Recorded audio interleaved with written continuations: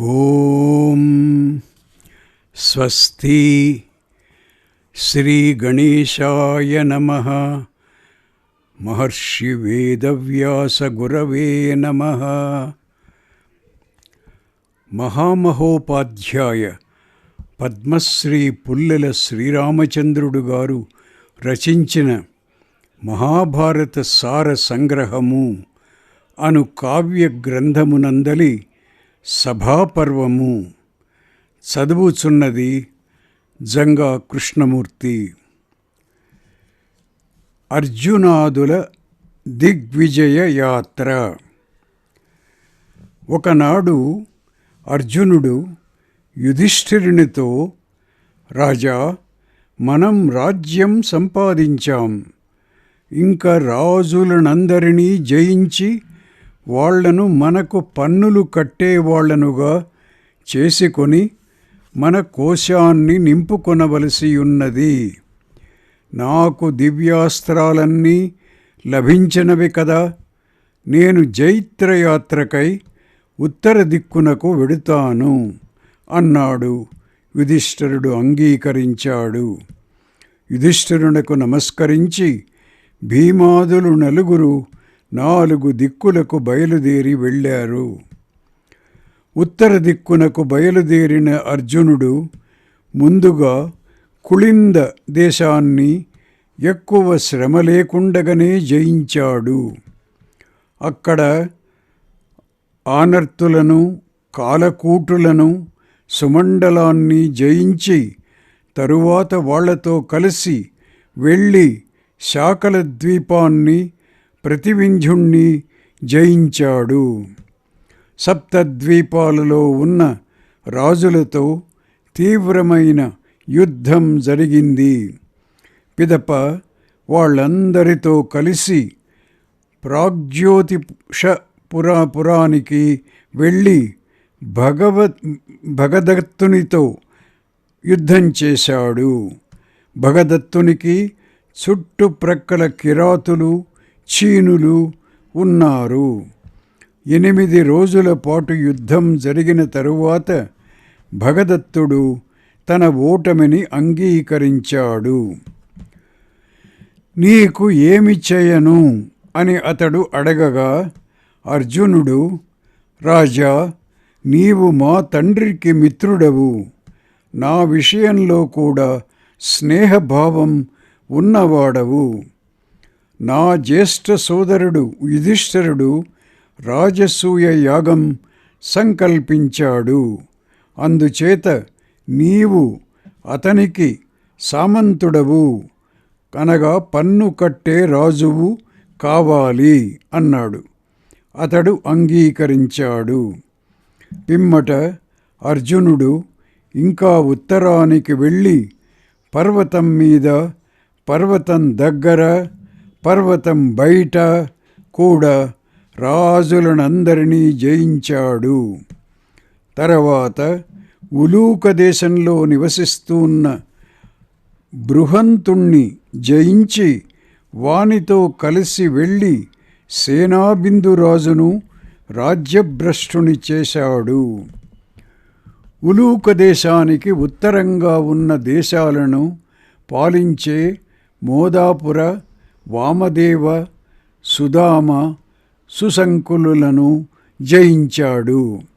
అక్కడనే ఉండి అర్జునుడు తన సైనికులను పంపి పంచగణ దేశాలను జయించాడు. సేనాబిందువు పురమైన దేవప్రస్థానికి వెళ్ళి అక్కడ సైన్యంతో విడిది చేశాడు. వాళ్లతో కలిసి వెళ్ళి అన్ని వైపుల సైన్యం కల పౌరవరాజుతో యుద్ధం చేయడానికి వెళ్ళాడు. పర్వత ప్రాంతాలకు చెందిన శూరులనందరినీ ఓడించి సేనా సహాయంతో పౌరవుని పాలనలో ఉన్న నగరాన్ని జయించాడు. పౌరవుణ్ణి జయించి పర్వత ప్రాంతాలలో నివసించే ధన్యువులను, అనగా బందిపోటు దొంగలను, ఉత్సవ సంకేతులనే 7 గణాలను కాశ్మీర దేశంలోని క్షత్రియులను జయించి పిమ్మట 10 మండలాలతో సహా లోహిత ప్రాంతాన్ని జయించాడు. అప్పుడు త్రిగర్తులు, దార్వులు, కోకనదులు ఇంకా అనేక క్షత్రియులు అర్జునుణ్ణి కలిశారు. తరువాత అర్జునుడు రమ్యమైన అభిసారాన్ని జయించి ఉరగానివాసి అయిన రోచమానుణ్ణి జయించాడు. సింహపురాన్ని క్షోభింపజేసి సుఖ్మదేశాన్ని, చోళదేశాన్ని కూడా వశం చేసుకున్నాడు. తరువాత బాహ్లీక దేశాన్ని ఆక్రమించి అక్కడి నుండి సారవంతమైన సైన్యాన్ని తీసుకుని దరద దేశాన్ని, కాంబోజ దేశాన్ని జయించాడు. పశ్చిమోత్తర దిక్పాంతంలో నివసించే దస్యువులనందరినీ అణచివేశాడు. అక్కడ లోహులు, పరమకాంబోజులు, ఉత్తర ఉషికులు ఈ ధన్యువులనందరినీ జయించాడు. పశ్చిమోత్తర దిక్పాంతంలో నివసించే ధన్యువులనందరినీ అణిచివేశాడు.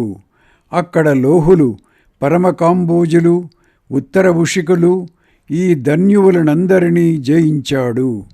అర్జునుడు ఋషిక దేశీయులతో ఘోరమైన సంగ్రామం చేసి వాళ్లను జయించి వారి నుండి చిలుక పొట్ట రంగుగల 8 అశ్వాలను, నెమలి రంగుగల అశ్వాలను, ఇంకా ఉత్తమములైన అశ్వాలను పన్నుగా తీసుకొన్నాడు. తర్వాత హిమవత్ పర్వతాన్ని, దాని చుట్టుప్రక్కల ప్రాంతాలను జయించి శ్వేతపర్వతం చేరి అక్కడ విడిది చేశాడు. శ్వేతపర్వతం దాటి ద్రుమపుత్రుడు రక్షిస్తున్న కింపురుషుల ఆవాసాన్ని జయించి అతడు పన్ను కట్టేటట్లు చేశాడు. అక్కడి నుండి యక్షులు రక్షిస్తున్న హాటక దేశం చేరి వాళ్లను స్వాంత్వం చేత వశం చేసుకొని ఆ ప్రాంతంలో ఉన్న మానస సరస్సు, ఋషికుల్యలు అనగా ఋషుల కాలవలు అన్నింటినీ చూచాడు. తర్వాత గంధర్వుల రక్షణలో ఉన్న దేశాన్ని జయించి వాళ్ల నుండి తిత్తిరి పక్షుల వలె చిత్రవర్ణములైన మండూకాలనే గుర్రాలను తీసుకొని వాళ్ళు యుధిష్ఠిరునికు పన్ను కట్టేటట్లు చేశాడు.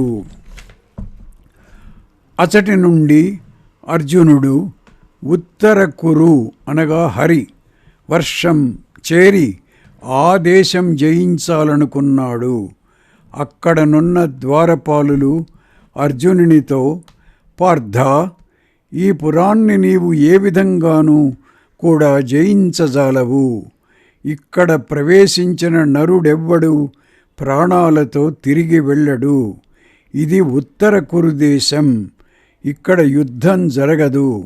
దీనిలో ప్రవేశించినా కూడా నీకేమీ ఇక్కడ కనపడదు. మనుష్య దేహంతో ఇక్కడ ప్రవేశింప శక్యం కాదు. ఇంతటితో నీ విజయయాత్ర ముగించుకో. నీకేమైనా మేం చేయగలిగితే చేస్తాం, చెప్పు అన్నారు. అర్జునుడు నవ్వుతూ ఇలా అన్నాడు, యుధిష్ఠిరుడు పార్థివుడు సార్వభౌముడు అవాలి. మనుష్యులెవరూ ప్రవేశించకూడదు అంటే మీ దేశంలోనికి ప్రవేశించను. యుధిష్ఠిరునికి పన్నుగా ఏదైనా సమర్పించండి. వాళ్ళు దివ్యములైన వస్త్రాలు, ఆభరణాలు ఇచ్చారు. ఈ విధంగా అర్జునుడు ఉత్తర దిక్కునందున్న క్షత్రియులందరినీ, ధన్యువులను, అటవికులను జయించి వాళ్ల నుండి పన్నుగా అనేక ధన కనక వస్తు వాహనాదులను తీసుకొని ఇంద్రప్రస్థం చేరి తాను సంపాదించిన వాటినన్నింటినీ యుధిష్ఠిరునికి సమర్పించి తన గృహానికి వెళ్ళాడు. దిగ్విజయానికై తూర్పు దిక్కున వెళ్ళిన భీముడు ముందుగా పాంచాల దేశం వెళ్ళి అక్కడి వాళ్లను అనేకమైన ఉపాయాల చేత సంతోషపెట్టాడు. తరువాత అతడు చాలా తక్కువ సమయంలోనే గండక దేశాన్ని, విదేహ దేశాన్ని, దశార్జ దేశాన్ని జయించాడు. దశార్జ దేశ రాజైన సుధర్మ భీమసేనునితో తీవ్రంగా పోరాడాడు. అందుచేత అతడు వానిని జయించిన పిమ్మట తన ప్రధాన సేనాపతినిగా నియమించాడు. తరువాత అశ్వమేధరాజును జయించాడు. ఏమీ శ్రమపడకుండానే పూర్వదేశాలను జయించిన భీమసేనుడు దక్షిణం వైపు వెళ్ళి పుళింద నగరం చేరి అక్కడ సుకుమారుణ్ణి, సుమిత్రుణ్ణి వశం చేసుకున్నాడు. ధర్మరాజు ఆదేశం ప్రకారం భీమసేనుడు అక్కడి నుండి చేది దేశరాజైన శిశుపాలుని రాజ్యానికి వెళ్ళాడు. శిశుపాలుడు నగరం నుండి బయటకు వచ్చి భీమసేనునికి ఆదరపూర్వకంగా ఎదురు వెళ్ళాడు. పరస్పర కుశల ప్రశ్నల తరువాత భీమసేనుడు ధర్మరాజు చేయతలిచిన యాగాన్ని గూర్చి శిశుపాలునికి చెప్పాడు. అతడు అందుకు సంతసించాడు. భీమసేనుడు శిశుపాలుని సత్కారాలు అందుకుంటూ 1 మాసం అక్కడనే ఉన్నాడు. భీమసేనుడు తూర్పు దేశాలలోని ఇంకా ఎందరో రాజులను జయించాడు.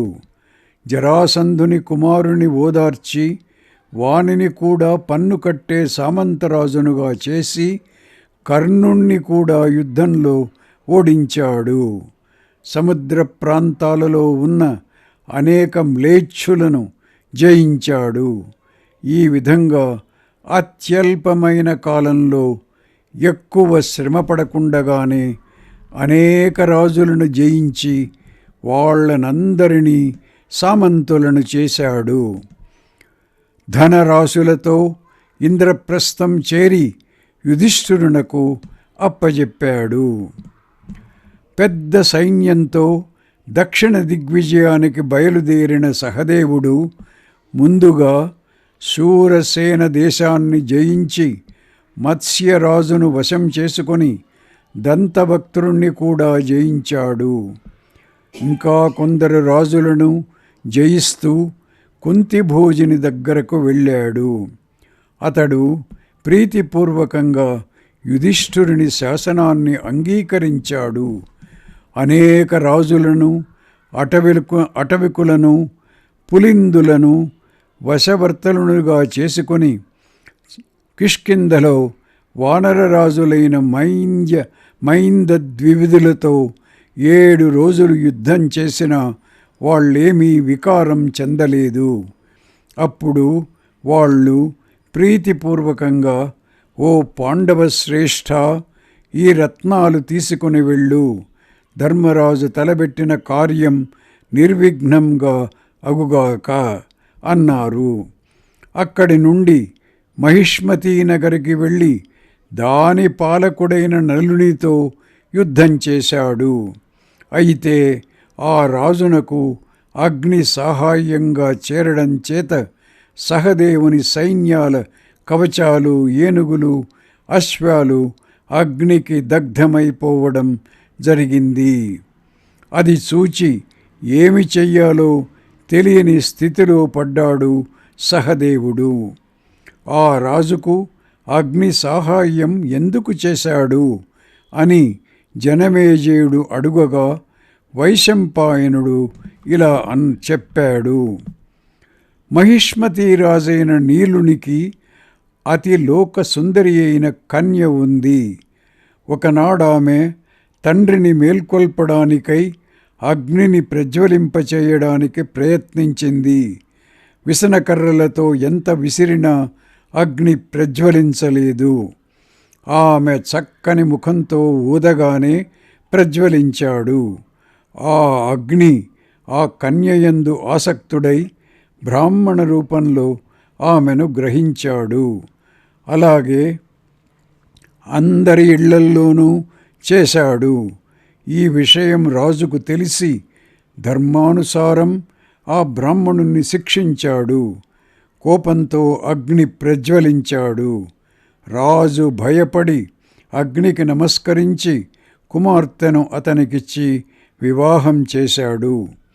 అందుకు సంతోషించి వరం కోరుకుమ్మనగా ఆ రాజు, నాపై ఎవరు యుద్ధానికి వచ్చినా వాళ్ల సైన్యాన్ని నశింపజేయాలి అని కోరాడు.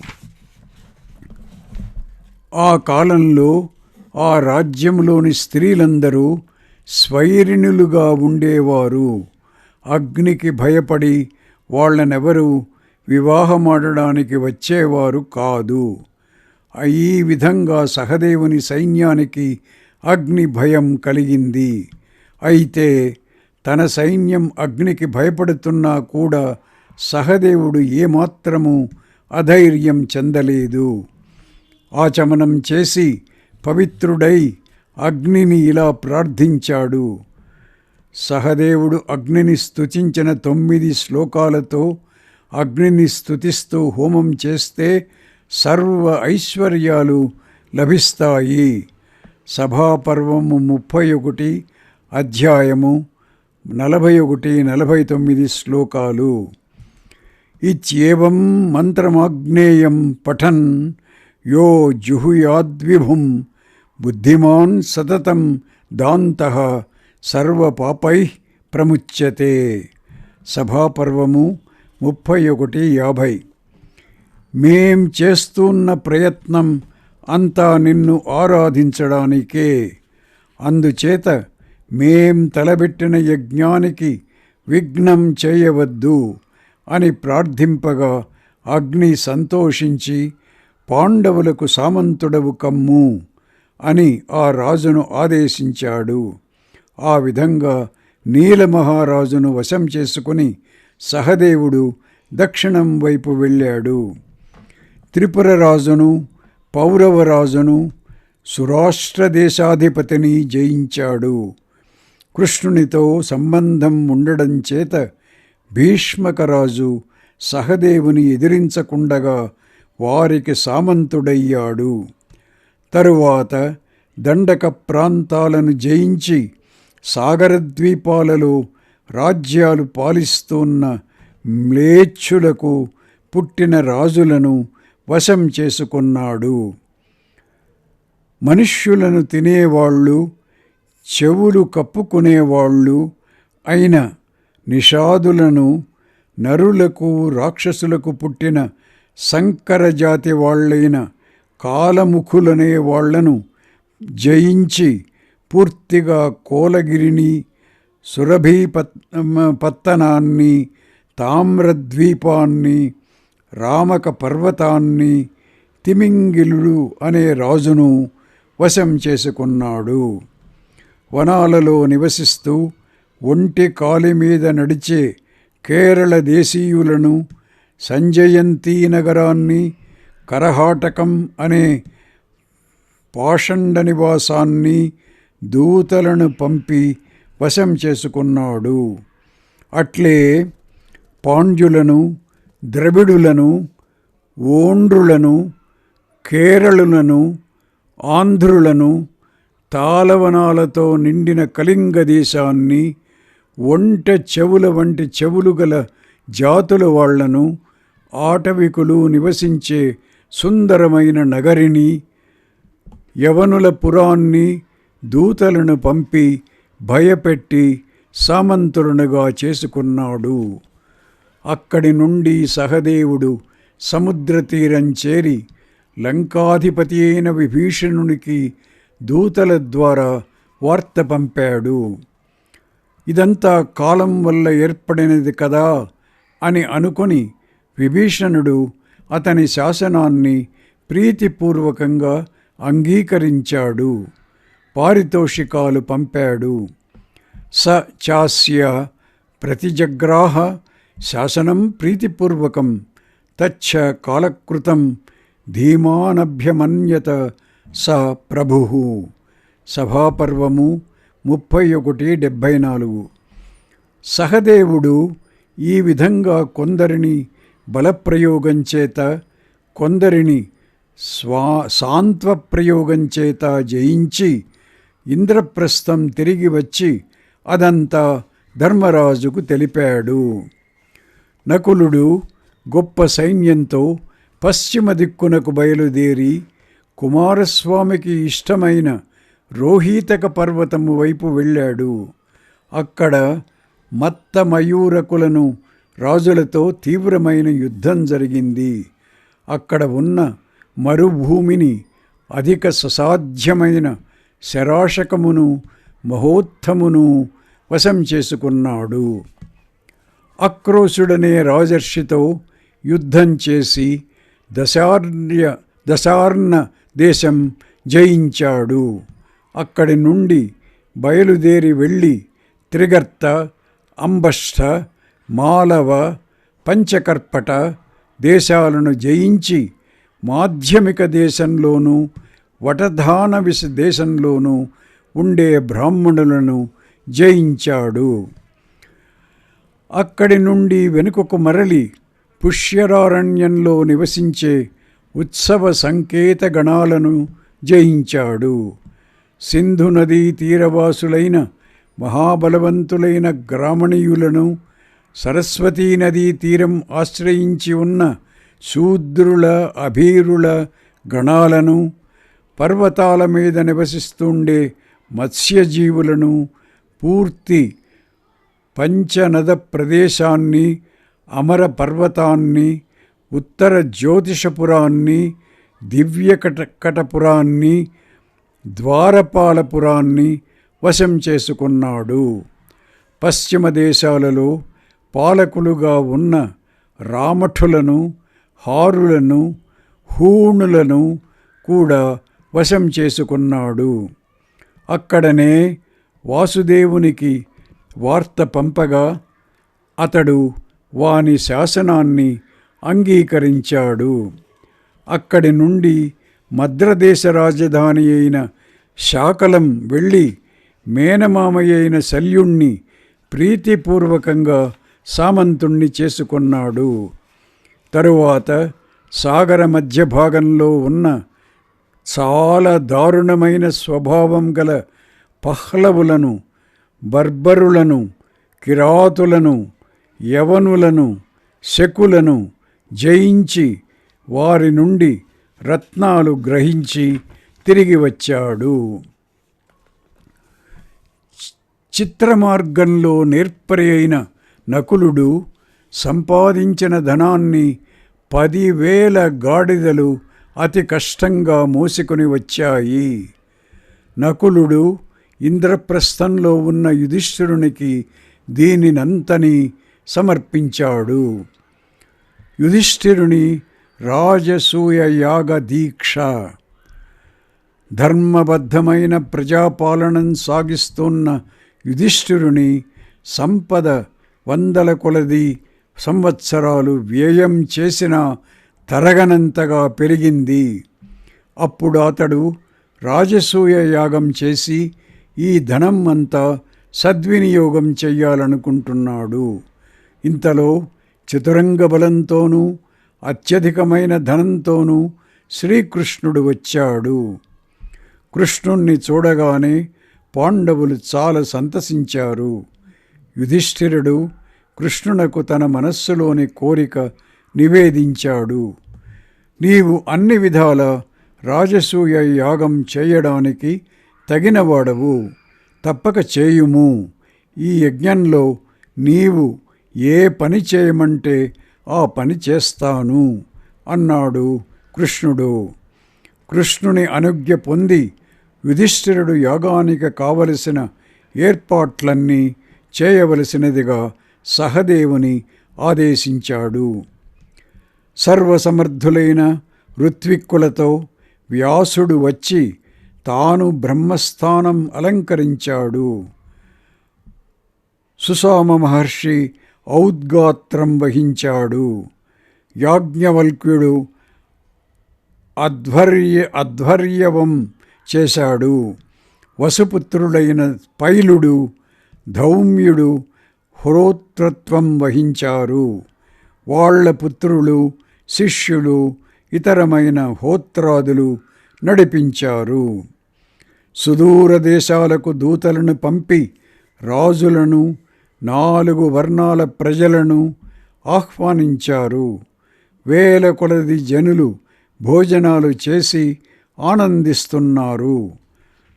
హస్తినాపురానికి వెళ్ళి భీష్ముణ్ణి, ధృతరాష్ట్రుణ్ణి, భ్రాతలను, ఇతర బంధువులను తీసుకొని రావలసినదిగా యుధిష్ఠిరుడు నకులుని ఆదేశించాడు.